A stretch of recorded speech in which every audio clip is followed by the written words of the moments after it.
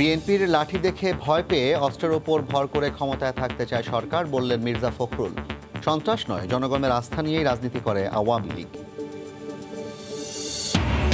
সব রাজনৈতিক দলকে আগামী জাতীয় নির্বাচনে আনতে চমক দেবে ইসি। সংবিধান মেনেই হবে ভোট, জামালের নির্বাচন কমিশনার বললেন। সবার আস্থা অর্জনই চ্যালেঞ্জ। লক্ষ্মীপুরে দুর্বৃত্তদের গুলিতে যুবলীগ নেতা নিহত, বিএনপিকে দায়ী করে নেতাকর্মীদের বিক্ষোভ। রাজধানীর কামরাঙ্গীর চরে বাসা থেকে একজনের লাশ উদ্ধার। কয়েকদিন বন্ধ থাকার পর টেকনাফ সীমান্তে আবারও মিয়ানমারের গুলি, মর্টার শেল নিক্ষেপ। আকাশে উঠছে হেলিকপ্টার, চরম আতঙ্কে বাসিন্দারা।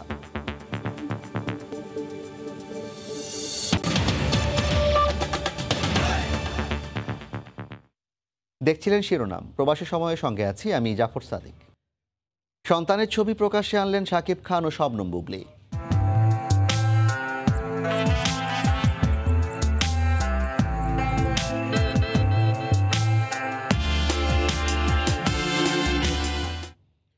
ভক্তদের উৎসাহ, সংসার করছেন কিনা তারা, এ নিয়ে রিপোর্ট থাকছে সংবাদের শেষাংশে। আওয়ামী লীগের কোমর ভেঙে গেছে, তাই ক্ষমতায় টিকে থাকতে দলটি পুলিশের অস্ত্রের ওপর ভর করে বেঁচে আছে বলে মন্তব্য করেছেন বিএনপি মহাসচিব মির্জা ফখরুল ইসলাম আলমগীর। সরকার কারচুপির নির্বাচনের পায়তারা করছে বলে অভিযোগ তার। এই সরকারের অধীনে আর কোনো নির্বাচন হতে দেওয়া হবে না বলেও হুঁশিয়ারি বিএনপির। সাবেক মন্ত্রী ও বিএনপির স্থায়ী কমিটির সদস্য হান্নান শাহর ষষ্ঠ মৃত্যুবার্ষিকীর স্মরণ সভা বেলা গড়াতেই রূপ নেয় জনসভায়। জুমার নামাজের পর থেকে গাজীপুরের কাপাসিয়ার ঘাগুটিয়া চালার মাঠে জড়ো হন জেলা, উপজেলা ও কেন্দ্রীয় নেতারা। শোক সভায় প্রধান অতিথির বক্তব্যে বিএনপি মহাসচিব আবারও বলেন, কোমর ভেঙে গেছে ক্ষমতাসীনদের। বিএনপিকে লাঠি হাতে নিতে হয় না, বিএনপি জনগণের শক্তির উপরে ভর করে হাঁটে বন্ধুগণ। আর তোমাদের কোমর ভেঙে গেছে, সেই কারণে তোমরা ওই পুলিশ, র্যাব আর গুন্ডাদের নিয়ে চলো। এই সরকারের অধীনে কোনো নির্বাচন হতে দেওয়া হবে না বলে আবারও হুঁশিয়ারি দিয়েছেন বিএনপি মহাসচিব। ভালো চাইলে সরকারকে দ্রুত পদত্যাগের পরামর্শ দেন তিনি। ওবায়দুল কাদের সাহেব চিৎকার করে বলতেছেন, দিবার স্বপ্ন দেখি আমরা। আব্দুর রাজ্জাক সাহেব বলছেন, বিশ্ব যদি একদিকে চায় তাও এখানে তত্ত্বাবধায়ক সরকারের অধীনে নির্বাচন হবে না। কেন রে ভাই, তত্ত্বাবধায়ক সরকারকে এত ভয় কেন? এদিন সকালে দুর্গাপূজা উপলক্ষে চট্টগ্রামে বাংলাদেশ হিন্দু, বৌদ্ধ, খ্রিস্টান ছাত্র যুব ফ্রন্ট আয়োজিত এক অনুষ্ঠানে যোগ দিয়ে বিএনপির স্থায়ী কমিটির সদস্য আমির খসরু মাহমুদ চৌধুরীর দাবি, এখন পর্যন্ত পূজায় যত সহিংসতা ঘটেছে এর পেছনে আওয়ামী লীগ নেতাকর্মীরা জড়িত। যত বাংলাদেশে হিন্দু মন্দির ভেঙেছে আজ পর্যন্ত, এই গত বছর তো 14 গ্রাম, এই কুমিল্লা, নোয়াখালী খেলা ভেঙেছে, এইসব আওয়ামী লীগের নেতারা, উপজেলা চেয়ারম্যান আওয়ামী লীগের। পত্র পত্রিকায় আসছে না এগুলা, ওদের নাম আসছে না, ওদের ছবি আসছে, ওদের কারো বিচার হয়েছে? বিচার তো হবে না, কারো বিচার হয় না। দুর্গাপূজায় নাশকতার আশঙ্কা প্রসঙ্গে বিএনপি নেতারা বলেছেন, এই সরকারের কাছে নিরাপদ নয় সংখ্যালঘুরা। আহমেদ সালেহিন, সময় সংবাদ, ঢাকা। এদিকে আওয়ামী লীগ নেতারা বলেছেন, লাঠি নয়, জনগণের আস্থা নিয়ে রাজনীতি করে আওয়ামী লীগ, তাই বিএনপির হুমকি ধামকিতে ভয় পায় না সরকার। তারা বলেন, বিএনপির সন্ত্রাস দমনে প্রশাসনের পাশাপাশি দলের নেতাকর্মীরাও সচেতন থাকবে। রাজধানীতে আলাদা অনুষ্ঠানে দলের কেন্দ্রীয় নেতারা বলেন, দেশে এখনও সক্রিয় সাম্প্রদায়িক শক্তি, যে কোনো সময় তারা মাথাচাড়া দিয়ে উঠতে পারে।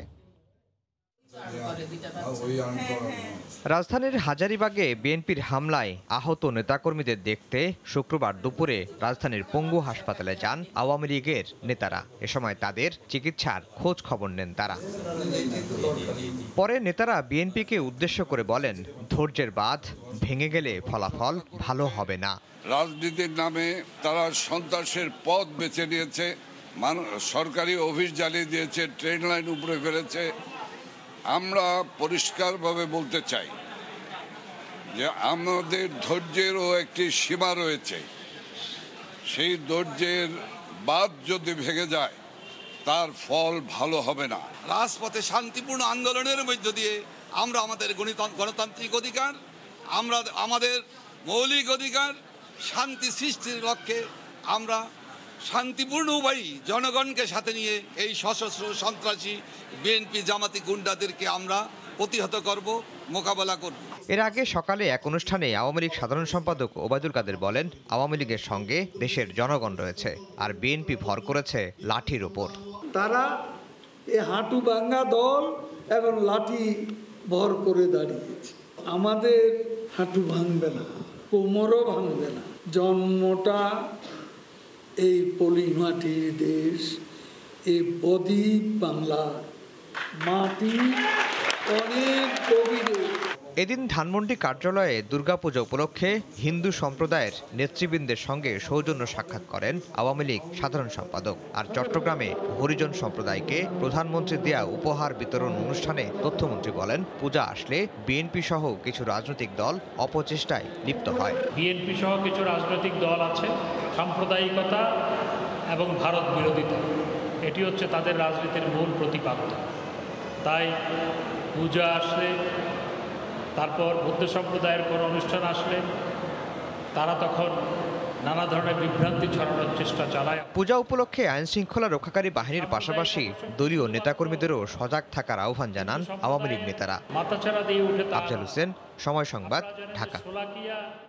নিবন্ধিত সব রাজনৈতিক দলকে আগামী সংসদ নির্বাচনে আনতে চমক থাকবে বলে জানিয়েছেন নির্বাচন কমিশনার অবসরপ্রাপ্ত ব্রিগেডিয়ার জেনারেল আহসান হাবিব খান। তিনি বলেন, রাজনৈতিক দলের আস্থা অর্জনে কাজ করে যাচ্ছে নির্বাচন কমিশন। রাইদুল ইসলাম শুভর রিপোর্ট।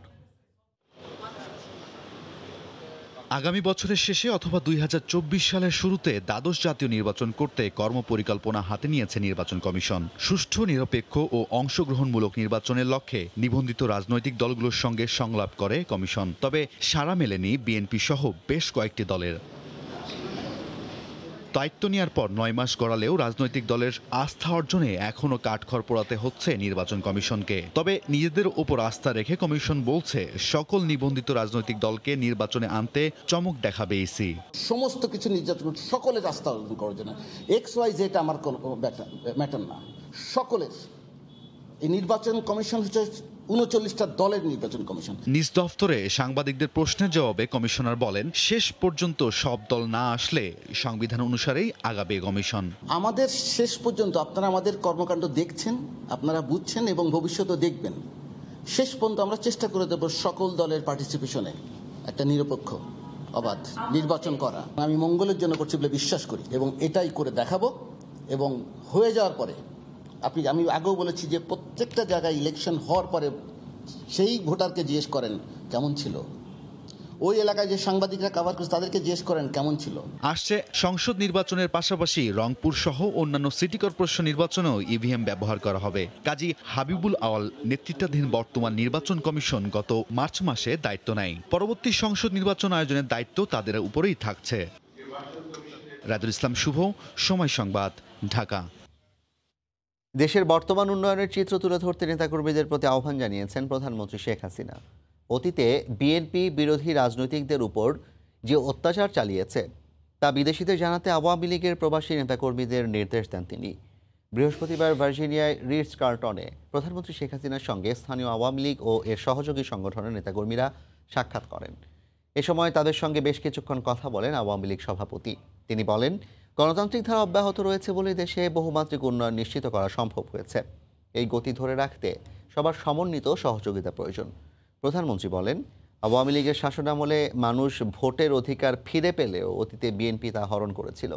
এ সময় দেশে অনুকূল পরিবেশ তৈরি করা হচ্ছে জানিয়ে প্রবাসে থাকা ব্যবসায়ী উদ্যোক্তাদের বাংলাদেশি বিনিয়োগের আহ্বানও জানান প্রধানমন্ত্রী শেখ হাসিনা।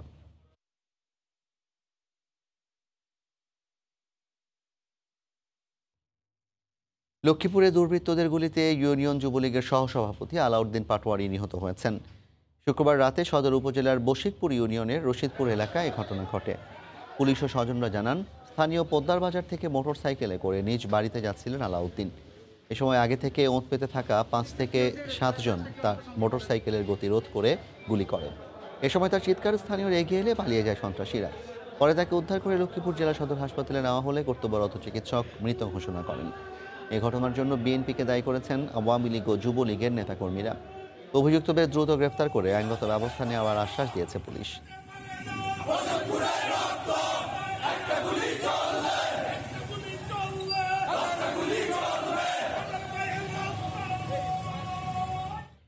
রাজধানীর কামরাঙ্গীরচরে নিজ বাসা থেকে একজনের মৃতদেহ উদ্ধার করা হয়েছে। তাকে পরিকল্পিতভাবে খুন করা হয়েছে বলে ধারণা পুলিশের। 2 হাত না থাকায় ভিক্ষাবৃত্তি করে সংসার চালাতেন রংপুরের ফজল। সম্প্রতি দ্বিতীয় পক্ষের স্ত্রী আর 2 মেয়েকে নিয়ে কামরাঙ্গীরচরের ভান্ডারি মোড়ে বাসা ভাড়া নেন। মঙ্গলবারের পর থেকে ফজল ও তার পরিবারের কাউকে দেখেননি বলে জানান প্রতিবেশীরা। শুক্রবার রাতে হঠাৎ ফজলের ঘর থেকে দুর্গন্ধ পাওয়া গেলে সন্দেহ হয়। পরে পুলিশ এসে দরজা ভেঙে 40 ফজলের অর্ধগলিত লাশ উদ্ধার করে। ঘটনার পর থেকে নিহতের দ্বিতীয় পক্ষের স্ত্রী ও মেয়েদের সন্ধান পাওয়া যাচ্ছে না।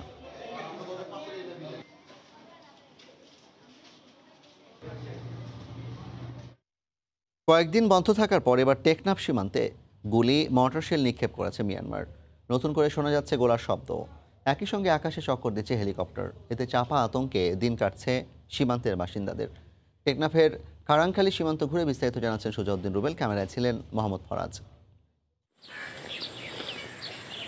টেকনাফের সীমান্তবর্তী খারাংখালী এলাকা। এই এলাকায় যেমন রয়েছে সীমান্তরক্ষী বাহিনী বিজিবির বিউপি, ঠিক তেমনি রয়েছে রাখাইন পল্লী। এই সীমান্তের ঠিক বিপরীতে মিয়ানমারের অভ্যন্তরে গেল 1 মাস ধরে চলে থেমে থেমে গোলাগুলি, কিন্তু কয়েকদিন ধরে বন্ধ গোলাগুলিও। হঠাৎ করে শুক্রবার থেকে আবারও শুরু হয় ব্যাপক গোলাগুলি ও গোলাবর্ষণ, যা আতঙ্ক বাড়িয়ে দেয় সীমান্তের বাসিন্দাদের। রাত 8:30টার পর থেকে পুরো রাত গোলাগুলি চলছে মায়ানমার পারে। সকাল 8টার পর থেকে যখন এখানে আসতেছিলাম আমাদের পর্যন্ত আতঙ্কিত মনে হচ্ছিল। একের পর এক মর্টার শেলের মতো ভারী অস্ত্রের গোলার শব্দে কেঁপে ওঠে হোয়াইকং কাঞ্জরপাড়া থেকে খারাংখালী রাখাইনপাড়া পর্যন্ত। থেমে থেমে ওপারে অব্যাহত রয়েছে গোলাবর্ষণ, যার কারণে আতঙ্কিত হয়ে নাপ নদী সহ সীমান্ত এলাকায় কাজ করতে যাচ্ছেন না জেলে ও দিনমজুররা। মায়ানমার থেকে গোলাগুলি করছে, আমরা এখানে বইয়ে বাসায় থাকতে পারছি না। স্থানীয় জনপ্রতিনিধি জানালেন, কয়েকদিন বন্ধ থাকার পর আবারও ব্যাপক গোলাগুলি ও গোলাবর্ষণ শুরু করেছে মিয়ানমার। রাখাইন সম্প্রদায়ের লোকদের সাথে আলাপ করে দেখেছি, ওনারা খুব বেশি গোলাগুলির আওয়াজ আজকে সকাল থেকে শুনেছেন। টেকনাফ সীমান্তে মিয়ানমারের অভ্যন্তরে সতর্ক অবস্থানে রয়েছে বিজিবি। বান্দরবনের তুমরু, উখিয়ার আঞ্জুমান পাড়া সীমান্ত পরিস্থিতি কিছুটা শান্ত হলেও ফের টেকনাফ সীমান্তে শুরু হয়েছে গোলাগুলি ও গোলাবর্ষণ, যার কারণে নতুন করে আতঙ্ক বেড়েছে এই সীমান্তের বাসিন্দাদের। টেকনাফের খারাংখালী সীমান্ত থেকে সুজাউদ্দিন রুবেল, সময় সংবাদ, কক্সবাজার। হঠাৎ করেই বঙ্গোপসাগরে ধরা পড়ছে ঝাঁকে ঝাঁকে বড় ইলিশ। দল বেঁধে সাগরে গিয়ে ট্রলার ভর্তি করে ইলিশ নিয়ে চট্টগ্রামের ফিশারি ঘাটে ফিরছেন জেলেরা। তবে সরবরাহ বাড়লেও কমেনি দাম। অনেক বিশ্বাসের ক্যামেরায় শফিকুল আলমের রিপোর্ট। কিছুক্ষণ পরপর রূপালী ইলিশের ছোট ছোট ডিঙ্গি নৌকা ভিড়ছে কর্ণফুলী নদীর তীরে। বঙ্গোপসাগর থেকে আনা ট্রলার ভর্তি রূপালী ইলিশ প্রথমে নৌকা, পরে মাথায় করে নামানো হচ্ছে ঘাটে। বড় ইলিশ হাতের নাগালে আসাই জেলেদের চোখে মুখে ছিল উচ্ছ্বাসের ছাপ। যা আছে সবকিছু বাজার, আমাদের জালে ইলিশ মাছ কোনো মাছ বাজে না। 2 কেজি 2.5 কেজি পাওয়া যায়। ঘাট থেকে ইলিশ নামানো হয় ফিশারি ঘাটের বিভিন্ন আড়তে। বাড়ে ক্রেতা বিক্রেতার হাক ডাক। সরবরাহ থাকলেও কমেনি দাম। প্রতি কেজি পাইকারিতে 1200 থেকে 1300 টাকা পর্যন্ত বিক্রি হচ্ছে। বড় মাছ আসছে, এগুলো আমরা দাম বেশি, 800, 850, একবার বড়টা 1300-1400 টাকা। বড় বড় মাছ পাইতেছে, আল্লাহ দিলে এখনো সব বেশি হচ্ছে মাছ। আগামী 7 অক্টোবর থেকে আবারও বঙ্গোপসাগরে মাছ ধরার উপর নিষেধাজ্ঞা আসছে। এখানকার ব্যবসায়ীরা বলছেন, যারা নিষেধাজ্ঞা দিচ্ছেন তারা যদি পরিকল্পিতভাবে নিষেধাজ্ঞা দেয় তাহলে আরও বড় বড় ইলিশ পাওয়ার সম্ভাবনা রয়েছে। শফিকুল আলম, সময় সংবাদ, চট্টগ্রাম। এখনও নিখোঁজদের অপেক্ষায় দিন কাটছে স্বজনদের। পঞ্চগড়ে নৌকাডুবির ঘটনায় উদ্ধার হয়নি নিখোঁজ 3 জন। এদিকে প্রশাসনের উপস্থিতিতে কেন এমন ঘটনা ঘটল তা জানতে তদন্ত প্রতিবেদনের অপেক্ষায় আছেন জেলা প্রশাসক। আব্দুর রহিমকে সঙ্গে নিয়ে জিয়াউর রহমান বকুলের রিপোর্ট। দুর্ঘটনার 6ষ্ঠ দিনেও ফায়ার সার্ভিস কর্মীরা পঞ্চগড়ের করতোয়া নদীর এক প্রান্ত থেকে অন্য প্রান্তে তন্ন করে খুঁজছেন নিখোঁজদের। শুক্রবার সকালে ঘটনাস্থল থেকে 2টি সাইকেল উদ্ধার হলেও পাওয়া যায়নি কোনো মরদেহ। ঘটনার পর আউলিয়ার ঘাট পারাপারে নেমে এসেছে স্থবিরতা। নিখোঁজ পরিবারের সদস্যরা নদীর আশপাশের এলাকাসহ বিভিন্ন জায়গা ঘুরে ঘুরে দিন কাটাচ্ছেন। 5 জন লাশ উদ্ধার হয়েছিল, আমরা পেয়েছি, লাশ হিসেবে বাড়িতে ফিরে গেছেন। যেহেতু একটা ঘটনা এখানে ঘটে গেছে, এখন এখানে মানুষ চলাচল আতঙ্কে করে না। এই অঞ্চলের মানুষ কখনো এমন ভয়াবহ নৌকাডুবির দুর্ঘটনা দেখেনি বলে স্বীকার করেন স্থানীয় সংসদ সদস্য। আমরা নিজেরাও যারা যাত্রী হয়েছি, আমাদেরও এখানে অবহেলা ছিল। যারা এখানে দায়িত্ব পালন করছে তারাও ঠিকমতো দায়িত্ব পালন করতে পারে না। আমাদের মানুষ এই জিনিসগুলো অভাব আছে। মরদেহ না পাওয়া পর্যন্ত উদ্ধার অভিযান চলবে বলে জানান ফায়ার সার্ভিস কর্মকর্তা। দিনাজপুরের খানসামা চিড়ির বন্দর থেকে শুরু করে দেবীগঞ্জ এই এলাকায় আমাদের ইউনিটগুলো টহল ডিউটিতে আছে, নদীর এই পাশ এবং ওই পাশে তারা উদ্ধার অভিযান চলমান করছে। তবে প্রশাসনের উপস্থিতিতে কেন এমন ঘটনা ঘটলো তা জানতে তদন্ত প্রতিবেদনের অপেক্ষায় আছেন জেলা প্রশাসক। এটা আমরা তদন্ত রিপোর্টে আমাদের বের হয়ে আসবে, আমরা তো বলতে পারবো না। তদন্ত রিপোর্ট তারা প্রত্যেকের সঙ্গে কাজ করেছে, কথা বলেছে। গত 25 সেপ্টেম্বর দুপুরে নৌকাডুবির ঘটনার পর 69 জনের মরদেহ উদ্ধার করা হলেও এখনও নিখোঁজ 3 জন। জিয়াউর রহমান বকুল, সময় সংবাদ, পঞ্চগড়। লক খুলে একটি প্রাইভেট কার চুরি করতে সময় লাগে মাত্র 10 সেকেন্ড, তাও আবার দিনে দুপুরে। কোনো আধুনিক প্রযুক্তি নয়, একটি মাস্টার কি যথেষ্ট। রাজধানীর বিভিন্ন সড়কে পার্কিং করা গাড়ি মুহূর্তে হাওয়া করে দিচ্ছে সংঘবদ্ধ চোর চক্র। গাড়ি চুরির কয়েকটি অভিযোগে মামলার পর 4 জনের একটি চক্রকে গ্রেপ্তার করেছে ডিবি পুলিশ। পুলিশ বলছে গেল 8 বছরে 2 শতাধিক গাড়ি চুরি করেছে চক্রটি। বুলবুল রেজার রিপোর্ট। 13 সেপ্টেম্বর দুপুর 1:30।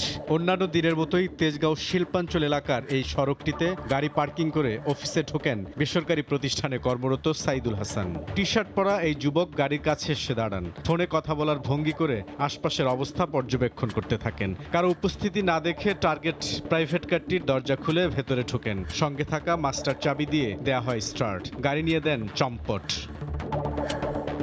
প্রথম দিকে ওরাকে বাসের থেকে ব্যাটারি চুরি করা ধরাইলাম। ধরানোর পর প্রাইভেট কার নেওয়ার সময় আমি একটা প্রাইভেট কার আবার নিছি। নেওয়ার পরে এই প্রাইভেট কারের আমার সাথে নৌসন্দির থেকে জড়িত হয়েছে। গাড়ি চুরির মামলায় 4 জনকে গ্রেফতারের পর জানা যায় একসময় তারা ছিলেন পরিবহন শ্রমিক। গ্যারেজ মালিকদের প্রলোভনে এই পথে নামেন তারা। কারওয়ান বাজার ও উত্তর এলাকার নির্দিষ্ট কিছু জায়গা থেকে সংগ্রহ করেন মাস্টার চাবি। মূলত পুরানো মডেলের প্রাইভেট কার তাদের টার্গেট। গোয়েন্দারা বলছেন চুরির পর গ্যারেজে দালাল বা সিন্ডিকেটের কাছে বিক্রি করা হয় গাড়ি। তারা আবার দোকানে দোকানে পার্টস আলাদা করে বিক্রি করেন। শুধু তাই নয়, ইঞ্জিন রেজিস্ট্রেশন নম্বরের ভুয়া কাগজপত্র তৈরি করেও বিক্রি করা হয় চোরাই গাড়ি। গাড়িটা চুরি হওয়ার সময় গাড়ির মধ্যে কিছু কাগজ থাকে, এই কাগজ দিয়ে আমরা নকল কাগজ বানিয়ে আমরা মানুষকে বিক্রি করব। তেজগাঁওয়ে চুরির হওয়া গাড়ি ছাড়াও ধানমন্ডি ও গাজীপুর এলাকা থেকে এই চক্রের চুরি করা 4টি প্রাইভেট কার উদ্ধার করা হয়েছে। বুলবুল রেজা, সময় সংবাদ, ঢাকা। তীব্র গ্যাস সংকটে পড়েছে পোশাক শিল্প। বেশিরভাগ সময় প্রয়োজন মতো গ্যাস না থাকায় রপ্তানিমুখী পণ্য পড়ছে হুমকির মুখে। গ্যাসের পরিবর্তে ডিজেল ব্যবহার করতে বাধ্য হওয়ায় বাড়ছে উৎপাদন ব্যয়। তিতাস কর্তৃপক্ষ বলছে এই সংকটের সমাধান সহসাই মিলছে না। গাজীপুর থেকে জুনায়েদ রুবেলের ক্যামেরায় রাজিবুল হাসানের রিপোর্ট। গ্যাসের চাপ কম থাকার পর এবার তীব্র সংকটে গাজীপুরের বিভিন্ন শিল্প প্রতিষ্ঠান। টার্গেট ধরে রাখতে কারখানাগুলো ডিজেল ব্যবহারে উৎপাদন সচল রেখেছে। ব্যবসায়ীরা বলছেন গ্যাসের এই স্বল্পতার কারণে দিন দিন তৈরি পোশাক, টেক্সটাইল ও নিটিং কারখানাগুলোর সংকট চরম আকার ধারণ করেছে।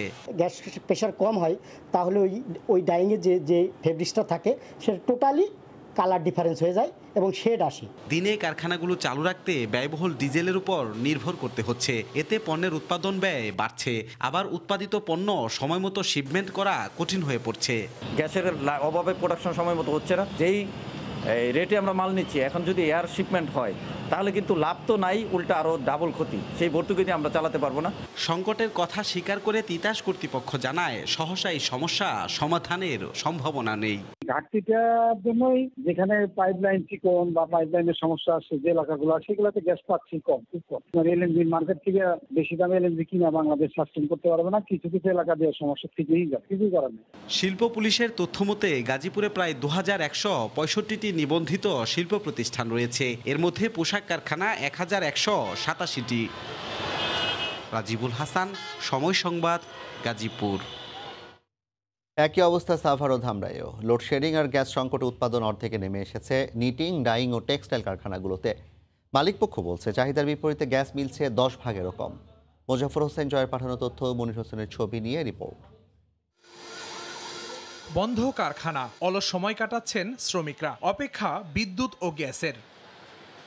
গত 6 মাস ধরে লোডশেডিংয়ের কারণে ঢাকার সাভার ও ধামরাই উপজেলার শিল্পাঞ্চলের পোশাক কারখানা সহ টেক্সটাইল ও ইঞ্জিনিয়ারিং কারখানায় কাজ চলছে জেনারেটরের বিদ্যুৎ দিয়ে। এই জেনারেটরগুলো গ্যাস দিয়ে চলে। তবে সম্প্রতি দেখা দিয়েছে গ্যাস সংকট। কারখানা সংশ্লিষ্টরা জানান বর্তমানে প্রতিটি কারখানায় গড়ে 20 থেকে 50 PSI পর্যন্ত গ্যাসের চাহিদা থাকলেও গড়ে মিলছে 1 থেকে 5 PSI পর্যন্ত। এতে দিনের অধিকাংশ সময় বন্ধ থাকছে উৎপাদন। দিনে 3-4 ঘন্টা বিদ্যুৎ থাকে না, কাজের সমস্যা হয়। 6 মাস ধরে আমরা ঠিকমতো আমাদের গ্যাস লাইনের প্রেসার পর্যাপ্ত পাচ্ছি না। কারখানা মালিকরা জানান উৎপাদন কমে এসেছে অর্ধেকের নিচে। এ কারণে একদিকে মালিকপক্ষ প্রতি মাসে বড় অঙ্কের ভর্তুকি দিচ্ছে, অন্যদিকে লোকসানের কারণে অনিশ্চিত হয়ে পড়েছে শ্রমিকদের বেতন। প্রত্যেক মাসেই দেখা যাচ্ছে 50 থেকে 60 লক্ষ টাকা আমাদের ক্ষতিগ্রস্ত হচ্ছে, যার কারণে আমরা আমাদের ভবিষ্যতে আমাদের এখানে কর্মসংস্থান এবং আমরা যারা এখানে আছি আমাদের চাকরি থাকবে কিনা সেটা নিয়ে আমরা দ্বিধা সংকোচের মধ্যে আছি। অবশ্য 2-1 মাসের মধ্যেই সংকট সমাধানের আশ্বাস তিতাস গ্যাস কর্তৃপক্ষের। বিভিন্ন পদক্ষেপ গ্রহণ করা হচ্ছে, আশা করছি যে আসলে বিতরণ ব্যবস্থাটা আগামী মাস থেকে স্বাভাবিক হয়ে যাবে। তিতাস গ্যাসের তথ্য মতে ঢাকার সাভার ও ধামরাই এবং গাজীপুরের কাশিমপুর উপজেলায় 1000-এর বেশি কারখানায় গ্যাস সংযোগ রয়েছে। সময় সংবাদ, সাভার। শনিবার থেকে শুরু হিন্দু ধর্মাবলম্বীদের সবচেয়ে বড় উৎসব শারদীয় দুর্গাপূজা। মণ্ডপে মণ্ডপে চলছে দেবীকে বরণ করে নেওয়ার শেষ মুহূর্তের কর্মযজ্ঞ। চট্টগ্রামে এবার বিভিন্ন থিমের আদলে বড় বাজেটের পূজা মণ্ডপ প্রস্তুত করা হচ্ছে, যেখানে রাজস্থানের পুরানো বাড়ির ছবি কিংবা গ্রামীণ আদলে আকর্ষণীয় আলোকসজ্জার মাধ্যমে ফুটিয়ে তোলা হচ্ছে এক একটি মণ্ডপ। নুরজামাল আফিকের ক্যামেরায় বিস্তারিত জানাচ্ছেন পার্থপ্রতিম বিশ্বাস। রাত পোহালেই শুরু হচ্ছে সনাতন ধর্মাবলম্বীদের প্রধান ধর্মীয় উৎসব শারদীয় দুর্গাপূজা। ষষ্ঠীর বোধনের মধ্য দিয়ে শুরু হবে পূজার আনুষ্ঠানিকতা, তাই শেষ মুহূর্তে চলছে মণ্ডপ তৈরি ও আলোকসজ্জার কাজ। বন্দরনগরীতে পাড়ায় পাড়ায় স্বকীয়তা বজায় রেখে বিভিন্ন থিমের আদলে বড় বাজেটের পূজা মণ্ডপ প্রস্তুত হচ্ছে। কোথাও রাজস্থানের পুরনো বাড়ির আদলে মণ্ডপ প্রস্তুত হচ্ছে, যেখানে রাজস্থানের ঐতিহ্যবাহী পোশাক পরিহিত নারীদের পানি আনতে যাওয়ার বিষয়টি ফুটিয়ে তোলা হয়েছে। আবার কোথাও গ্রামীণ ঐতিহ্যকে প্রাধান্য দেওয়া হয়েছে। মায়ের যে মুখ, সেই মুখটিকে সাবলীলভাবে দেখানোর চেষ্টা করছি। সকল ধর্মের, সকল পথে, সকল মতের মানুষের সর্বাঙ্গীন সুন্দর মঙ্গল কামনা করে আমরা পুজো অনুষ্ঠানটা করব। মণ্ডপের বিভিন্ন ধরনের কারুকাজ দেখতে পূজা শুরু হওয়ার আগেই দর্শনার্থীরা আসছেন। আমাদের এই পূজা এবার আমরা ধনুচি নাচ একটা নতুন আয়োজন করেছি। মা মঙ্গলময়ী, মা সবসময় আমাদের কল্যাণের জন্য মঠটা অবতীর্ণ হন।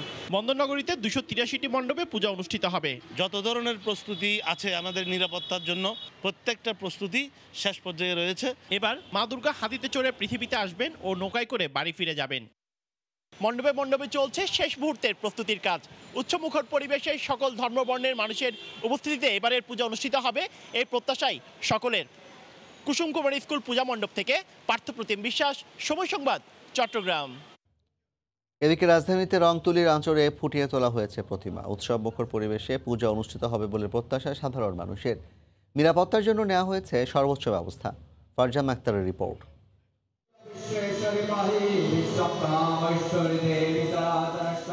মহালয়ের মধ্য দিয়ে মর্তে আসছেন দেবী দুর্গা। শনিবার মহাষষ্ঠীতে দেবী দুর্গাকে আবাহনের মধ্য দিয়ে শুরু হতে যাচ্ছে হিন্দু ধর্মাবলম্বীদের সবচেয়ে বড় উৎসব শারদীয় দুর্গাপূজা। মন্দিরগুলোতে চলছে দেবীকে বরণের শেষ মুহূর্তের প্রস্তুতি। প্যান্ডেল সাজানোর জন্য পুরো রঙের কাজ করতে আছে। কাজ প্রায় শেষ পর্যায়ে, খালি প্যান্ডেল লাগাবো, বাইরে কিছু মাল লাগানো বাকি ছিল, আছে, এটাই শেষ, আর কিছু নেই আমাদের। চলছে রংতুলির আঁচড়ে দুর্গতি নাশিনীকে পূর্ণ রূপ দেওয়ার চেষ্টা। প্রতিমা সাজানোর পাশাপাশি স্টেজ আর প্যান্ডেল সাজাতে নেই কোনো কমতি।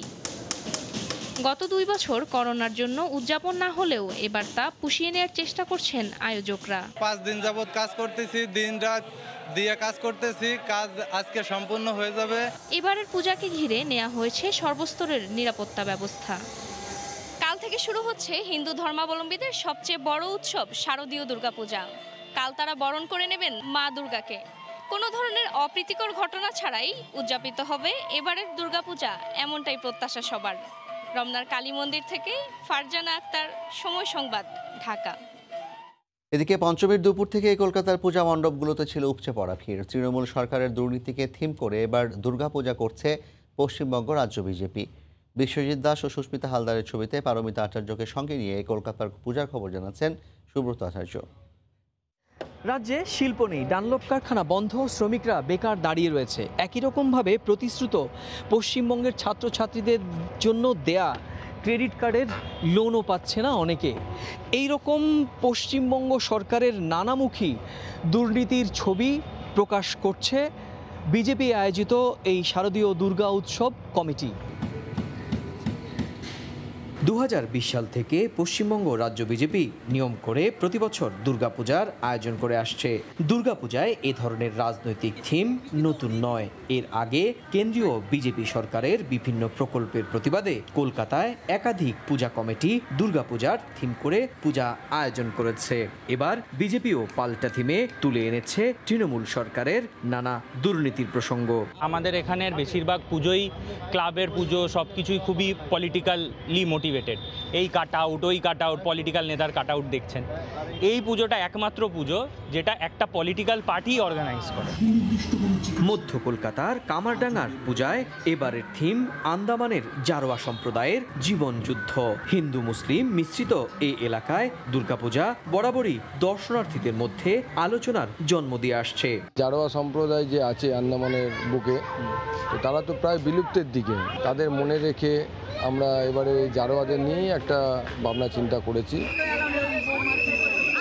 যেমন দক্ষিণ কলকাতার সেরার সেরা ত্রিধারার দুর্গাপূজা, এবার তাদের থিম দোষ। ত্রিধারার মতোই দেশপ্রিয় পার্কের পূজা মণ্ডপের সামনেও ভিড় ছিল চোখে পড়ার মতো। এখান থেকে সাউথের ঠাকুরগুলো বাদবাকিগুলো দেখবো, ভীষণ ভিড়।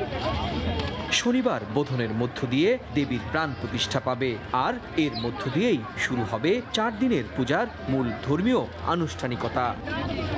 সুব্রত আচার্য, সময় সংবাদ, পশ্চিমবঙ্গ, ভারত। আগামী নির্বাচনে নৌকাকে আবারও বিজয়ী করতে সর্বাত্মক সহযোগিতা করবে যুক্তরাষ্ট্র। আওয়ামী লীগের নেতাকর্মীরা এ লক্ষ্যে একযোগে কাজ করার দৃঢ় প্রত্যয় ব্যক্ত করেন তারা। যুক্তরাষ্ট্রের লস অ্যাঞ্জেলেসে দলীয় সভাপতি ও প্রধানমন্ত্রী শেখ হাসিনার ৭৬তম জন্মদিন উৎসবে এ অঙ্গীকার করেন ক্যালিফোর্নিয়া স্টেট আওয়ামী লীগের নেতৃবৃন্দ। লস্কর আল মামুনের রিপোর্ট। প্রধানমন্ত্রী শেখ হাসিনার ৭৬তম জন্মদিন পালনে ক্যালিফোর্নিয়া স্টেট আওয়ামী লীগ আলোচনা সভা ও দোয়া মাহফিলের আয়োজন করে। স্থানীয় সময় বুধবার সন্ধ্যায় শহরের ইন্ডিয়াস ক্লেপিটে এ অনুষ্ঠানে আগামী নির্বাচনে নৌকাকে বিজয়ী করতে নেতাকর্মীদের প্রতি আহ্বান জানান পানি সম্পদ উপমন্ত্রী। নেতাকর্মীরাও আগামী নির্বাচনে আওয়ামী লীগকে বিজয়ী করতে একযোগে কাজ করার ঘোষণা দেন।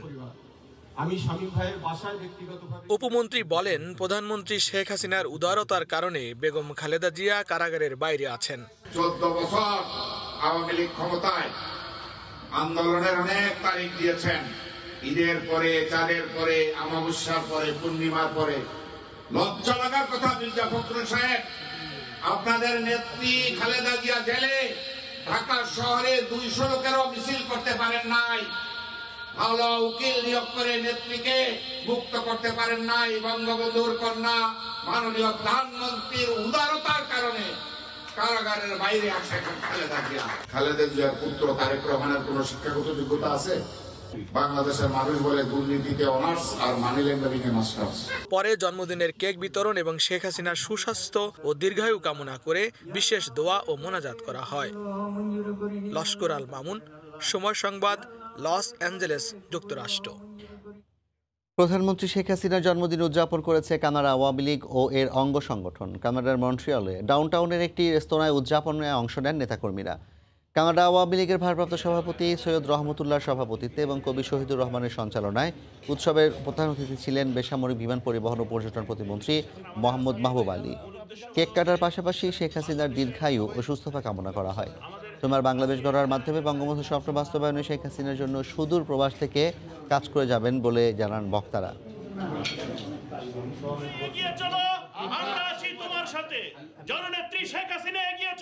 জাতিসংঘের এই অধিবেশনে সবাই মাননীয় প্রধানমন্ত্রীর ভূয়সী প্রশংসা করেছেন। বঙ্গবন্ধু যে স্বপ্ন দেখেছিলেন একটি উন্নত, সমৃদ্ধ, জ্ঞান নির্ভর বাংলাদেশ, সেই স্বপ্নের সফল বাস্তবায়নের লক্ষ্যে মাননীয় প্রধানমন্ত্রীর গতিশীল নেতৃত্বে আমরা অনেক দূর অগ্রসর হয়েছি। বাঙালি জনসাধারণ, আওয়ামী লীগ, যুবলীগ, ছাত্রলীগ সবাই মাননীয় প্রধানমন্ত্রীর নেতৃত্বে সামনের কাতারের সৈনিক হিসেবে কাজ করবেন। প্রকাশ্যে এলো চিত্রনায়ক শাকিব খান এবং নায়িকা বুবলির সন্তানের ছবি। সামাজিক যোগাযোগ মাধ্যমে স্ট্যাটাস দিয়ে ছবি প্রকাশ করেন তারা। তবে ছবি প্রকাশ্যে এনে লোকচক্ষুর অন্তরালে চলে গেছেন দুজনই। তারা একসঙ্গে সংসার করছেন কিনা এ বিষয়ে মুখ খোলেননি কেউই। শুক্রবার সকাল থেকেই বুবলির উত্তরার বাসার সামনে ভিড় ছিল উৎসুক জনতার। অন্যদিকে সুরসা নীরবতা ঢালিউড নায়কের বাসার সামনে। চিত্রনায়িকা বুবলির উত্তরার বাসার সামনে শুক্রবার সকাল থেকে ভিড় ছিল উৎসুক জনতার। ফেসবুক পোস্টের মাধ্যমে প্রকাশ্যে আনা সন্তান শেহজাদ খান বীরকে স্বচক্ষে দেখতেই এই ভিড়। যদিও বুবলির কোনো খোঁজ খবর পাওয়া যায়নি। কোথায় আছেন সে বিষয়ে মুখ খুলতে চাননি কেউ। চিত্রনায়ক শাকিব খানের বাসার সামনে চিত্র ছিল একেবারে উল্টো। শুনশান নীরবতা ডালিউড ভাইজানের বাসার সামনে। পাশের বাসার দারোয়ান জানান দুপুর পর্যন্ত এই বাসাতেই ছিলেন শাকিব। এরপর তিনি কোথায় গেছেন এ বিষয়ে কেউ মুখ খুলছেন না। জুম্মা নামাজে গেছে ওই সময়, আর আসেনি। আজকে কি আর আসবে বলতে পারছি না, রাত্রে আসতে পারে। 2.5 বছর গোপন রাখার পর এদিন নিজের ফেসবুকে ছবি প্রকাশ করে ছেলেকে প্রকাশ্যে আনেন বুবলি। জানান তার সন্তানের বাবা শাকিব খান। এর কিছুক্ষণ পর বিষয়টি স্বীকার করে ফেসবুকে পোস্ট করেন ডালিউড ভাইজান। ছেলের কথা স্বীকার করলেও শাকিব বুবলির বিয়ে কবে হয়েছে তা নিয়ে মুখ খুলেননি দুজনই। এখন সংসার করছেন কিনা সে বিষয়টিও খোলাসা হয়নি। গুঞ্জন আছে তাদের প্রেমের গতিপথ বদলে গেছে। বিচ্ছেদ হয়েছে লিডার আমি বাংলাদেশ সিনেমার শুটিংয়ের আগেই। 27 সেপ্টেম্বর শাকিব ও অপুর সন্তান আবরাম জয়ের জন্মদিনে হঠাৎ করেই 2.5 বছর আগের বেবি বাম্পে ছবি প্রকাশ করেন চিত্রনায়িকা শবনম বুবলি। আলোচনায় শুরু হয় শোবিজ দুনিয়ায়। এর 3 দিনের মাথায় সামাজিক যোগাযোগ মাধ্যমে সন্তান বীরের ছবি প্রকাশ করে অবসান করলেন সকল জল্পনা কল্পনার। গোপনে বিয়ে এবং সন্তানকে আড়াল করে রাখার ঘটনা শাকিবের নতুন নয়। অপুর সঙ্গেও বিয়ের বিষয়টি 9 বছর গোপন রেখেছিলেন শাকিব। সন্তান আবরামকে লোকচক্ষুর অন্তরালে রেখেছিলেন 1 বছরেরও বেশি সময়। তানভীর হাসান, সময় সংবাদ। খেলার খবর। ত্রিদেশীয় সিরিজ আর অস্ট্রেলিয়া বিশ্বকাপে অংশ নিতে নিউজিল্যান্ডে গেল বাংলাদেশ জাতীয় ক্রিকেট দল। এদিন দলের সঙ্গে কিউই বিমান ধরেছেন 16 ক্রিকেটার সহ 22 জন। ব্যক্তিগত কারণে শেখ মেহেদী আর রিশাদ যাবেন পরে। দেশ ছাড়ার আগে টি-20 বিশ্বকাপ আসরে আগের সব বদনাম খোঁচাতে যাওয়ার কথা বলেছেন পেসার তাসকিন আহমেদ। বিশ্বকাপের প্রস্তুতি সারতে চান ট্রাই নেশন সিরিজে। নিউজিল্যান্ডের মোড়কে বিশ্বকাপের যাত্রা অনেকটা নীরবে নিভৃতে, অনেকটাই ছন্ন ছাড়া। অধিনায়কের অনুপস্থিতিতে ছিল না আনুষ্ঠানিক ফটো সেশন কিংবা সংবাদ সম্মেলন। তবুও বিদায় বেলায় বিমানবন্দরে সমর্থকদের উপস্থিতি। ঢাকা টু নিউজিল্যান্ড, মধ্যখানে সিঙ্গাপুরের ট্রানজিট। দীর্ঘ ভ্রমণের প্রস্তুতি নয়, বিষণ্ণতা, পেশাদারিত্বের মোড়কে পরিবারকে ছেড়ে যাওয়ার। স্কোয়াডের 14 ক্রিকেটার ছাড়াও স্ট্যান্ড বাই সৌম্য শরীফুলরা একে একে আসলেন বিমানবন্দরে। কেউ বিসিবির, কেউ ব্যক্তিগত কিংবা কেউ ট্যাক্সি চড়ে। সবশেষ আমিরাত সিরিজ দলকে যোগাচ্ছে আত্মবিশ্বাস। ম্যাচ ডেতে প্রয়োজনে 100 বেশি দিতে চান পেসার তাসকিন। যেহেতু আমরা প্রফেশনাল প্লেয়ার, এগুলো মেনটেন করাটা আমাদেরই দায়িত্ব। তো ডিফিকাল্ট হবে, কিন্তু মানায় নিতে হবে। আমি শিওর যে 110% দিয়ে সবাই সবার দিক থেকে ইমপ্রুভমেন্টে ফোকাস করছে। যেহেতু আমরা খুব বেশি সাকসেসফুল না এই ফরম্যাটে, তো সেক্ষেত্রে আমাদের যে যার জায়গা থেকে যাতে 20-30% ইমপ্রুভমেন্ট নিয়ে ওয়ার্ল্ড কাপে ঢুকতে পারি, এটা আমাদের লক্ষ্য। মুশফিক মাহমুদুল্লাহীন বিশ্বকাপের নতুন দিনের ঝান্ডা ওড়াতে চান ক্রিকেটাররা। অস্ট্রেলিয়ার বাউন্সিং কন্ডিশন শুধু ভীতিই নয়, দেখাচ্ছে আশার আলো। যতটুকু আমার ওই 2 বিশ্বকাপে অভিজ্ঞতা হয়েছে যে অনেক এক্সপোর্টিং কন্ডিশন হয়, ব্যাটিং বোলিং দুইটাতেই ফেভার পাওয়া যায়। তো চ্যালেঞ্জিংও, কিন্তু ফেভার পাওয়ার মতো আসে। 1.5 দিনের ভ্রমণ ক্লান্তি কাটিয়ে বিশ্রাম শেষে সোমবার অনুশীলনে নামবে টিম বাংলাদেশ। 7 অক্টোবর ত্রিদেশীয় সিরিজের প্রথম ম্যাচে টাইগারদের প্রতিপক্ষ পাকিস্তান। তার আগেই দলের সঙ্গে যোগ দেবেন কাপ্তান সাকিব আল হাসান। 2007 থেকে 2022 আইসিসির টি-20 বিশ্বকাপের গেল 1.5 দশকের মূল পর্বে একটা ম্যাচও জিততে পারেনি টিম টাইগার। অস্ট্রেলিয়া থেকে খুলবে সেই গেরো, তবে তার বড় মঞ্চায়ন হবে নিউজিল্যান্ডের ত্রিদেশীয় সিরিজ, যার যেখানে ভালো করতে পারলে বিশ্বকাপে যে বাংলাদেশ পাবে বিশেষ অনুপ্রেরণা তা তো বলাই বাহুল্য। মাহবুব রিমন, সময় সংবাদ, হযরত শাহজালাল আন্তর্জাতিক বিমানবন্দর, ঢাকা। এদিকে ক্রিকেটারদের দেশ ছাড়ার দিনে উন্মোচন করা হলো টাইগারদের বিশ্বকাপের নতুন জার্সি। বাংলাদেশ ক্রিকেট বোর্ডের ফেসবুক পেজে ডিজিটালি উন্মোচন করা হয় এবারের কিটসটি। সাধারণত বিশ্বকাপের আগে বেশ ঘটা করে জার্সি উন্মোচন করা হতো এতদিন। পরে ক্রিকেটাররা সেটা পরে অফিসিয়াল ফটো সেশনে অংশ নিতেন। তবে এবার ছিল না সেরকম কোনো পরিকল্পনা। নিজেদের অফিসিয়াল ফেসবুক পেজে একটি ভিডিও দিয়ে জার্সি উন্মোচন করল বোর্ড। এবার এই জার্সিতে লাল সবুজ ছাড়াও প্রাধান্য দেওয়া হয়েছে রয়্যাল বেঙ্গল টাইগার, সুন্দরবন এবং দেশীয় ঐতিহ্যবাহী জামদানির ওপর।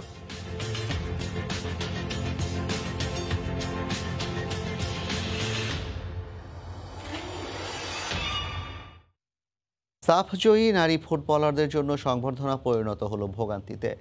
বাফুফে থেকে রওনা হয়ে প্রায় 40 ঘন্টা পর তারা পৌঁছেছেন নিজ বাড়িতে। যাত্রাপথে তাদের থামিয়ে থামিয়ে সংবর্ধনা দেওয়া হয়েছে অন্তত 7 জায়গায়, যা নিয়ে ফুটবলাররা বিব্রতকর অবস্থায় পড়লেও মুখ ফুটে বলেননি কিছু।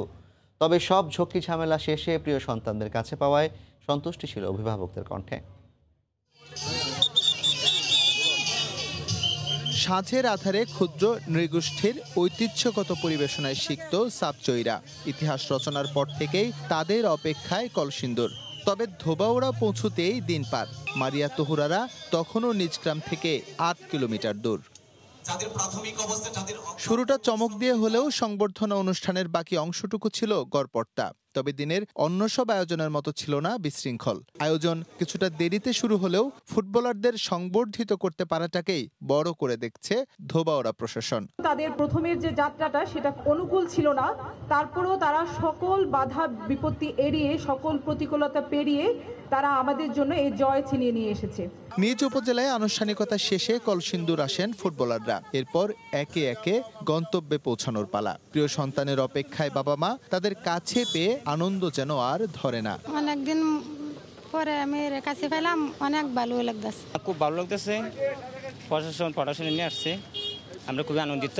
খুব ভালো লাগতেছে।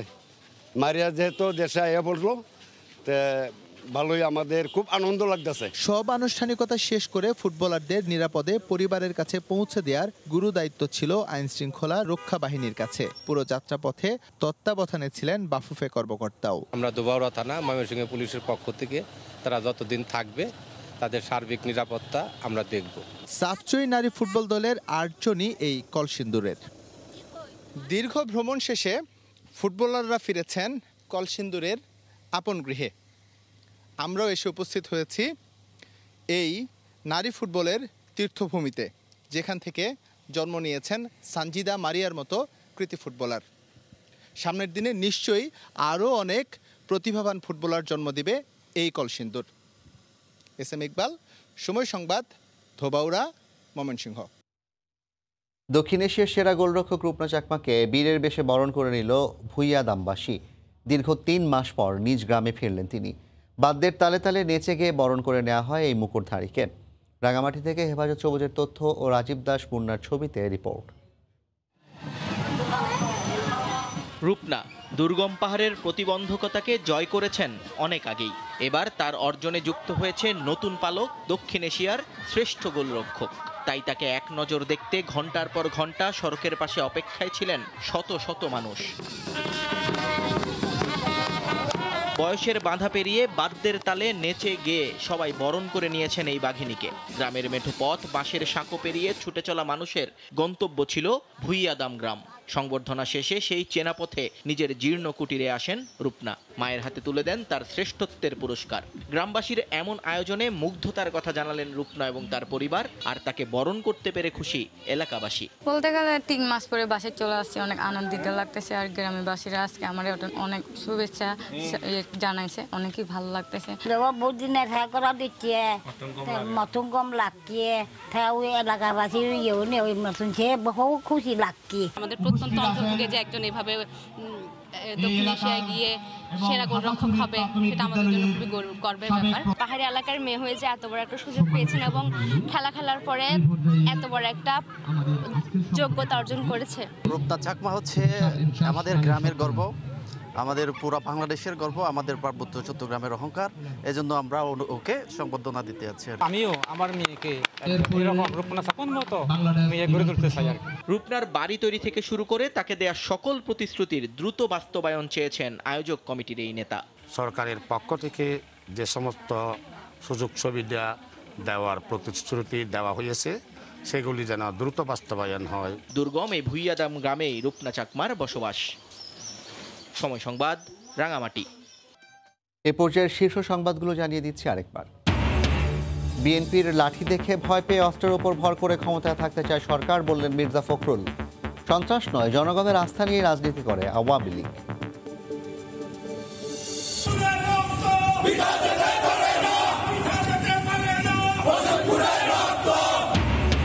লক্ষ্মীপুরে দুর্বৃত্তদের গুলিতে যুবলীগ নেতা নিহত, বিএনপিকে দায়ী করে নেতাকর্মীদের বিক্ষোভ, অভিযুক্তদের ধরতে মাঠে পুলিশ।